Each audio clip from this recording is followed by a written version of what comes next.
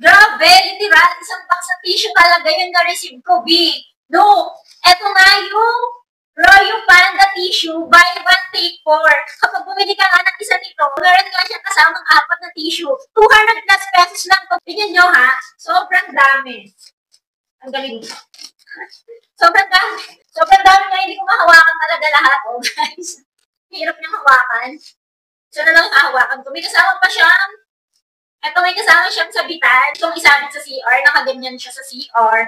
Tapos, dito siya kinukuha. So, kuha ka na lang ng kuha.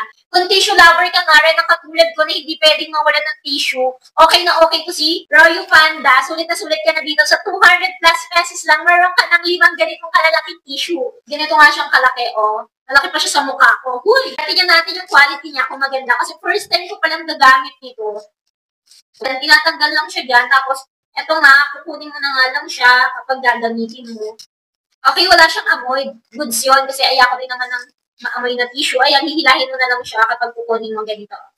Hila ka na lang. O, diba? Okay yung quality niya. Sulit na to si Royal Panda. 200 plus lang. 5 ganito na yung marireceive mo. Ilalagay ko na nga lang ang link sa Yellow Basket. Yun lang. Thank you for watching. Good evening. Bye!